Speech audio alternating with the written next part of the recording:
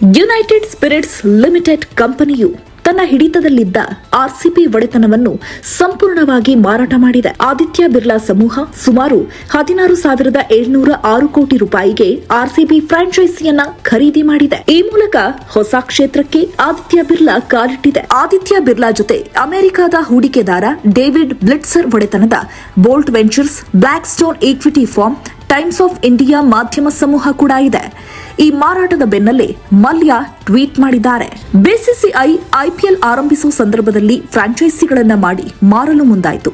ಆಗ ಮಲ್ಯ 2 ಫ್ರಾಂಚೈಸಿ ನೀಡುವಂತೆ ಬೇಡಿಕೆ ಇಟ್ರು. ಆದರೆ ಒಬ್ಬರಿಗೆ ಒಂದು ತಂಡ ಮಾತ್ರ ಖರೀದಿಸುವ ಅವಕಾಶ ನೀಡಲಾಯಿತು. ಅದರಂತೆ ಮಲ್ಯ 450 ಕೋಟಿ ರೂಪಾಯಿ ನೀಡಿ ಒಂದು ತಂಡ ಖರೀದಿ ಮಾಡಿದ್ರು. ರಾಯಲ್ ಚಾಲೆಂಜ್ ವಿಸ್ಕಿ ಬ್ರ್ಯಾಂಡ್ ಪ್ರಚಾರ ಮಾಡೋದು ಇವರ ಉದ್ದೇಶವಾಗಿತ್ತು. ಈ ಕಾರಣದಿಂದ ರಾಯಲ್ ಚಾಲೆಂಜರ್ಸ್ ಅಂತ ಇಟ್ರು.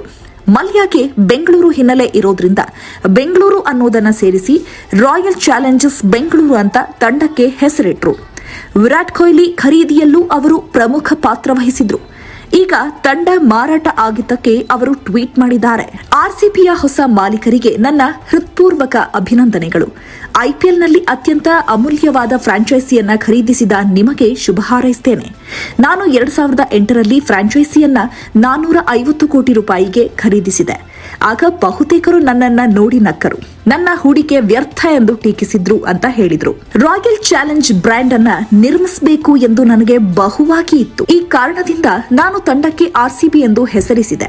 ನನ್ನ 450 ಕೋಟಿ ರೂಪಾಯಿ ಹೂಡಿಕೆ ಈಗ 16,500 ಕೋಟಿ ರೂಪಾಯಿಗಳಿಗೆ ಬೆಳೆದಿರುವುದನ್ನು ನೋಡಲು ಅಪಾರ ಸಂತೋಷವಾಗಿದೆ.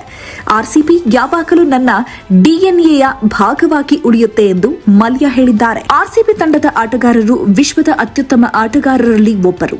ಎಲ್ಲ ಆರ್ಸಿಬಿ ಅಭಿಮಾನಿಗಳಿಗೆ ಹೃತ್ಪೂರ್ವಕ ಧನ್ಯವಾದಗಳು. ದಯವಿಟ್ಟು ಬೆಂಗಳೂರಿನ ಸಿಂಹ ಆರ್ಸಿಬಿಯನ್ನ ಬೆಂಬಲಿಸುವುದನ್ನ ಮುಂದುವರೆಸಿ. ನಮಸ್ಕಾರ ಎಂದು ಅವರು ಕೋರಿದ್ದಾರೆ.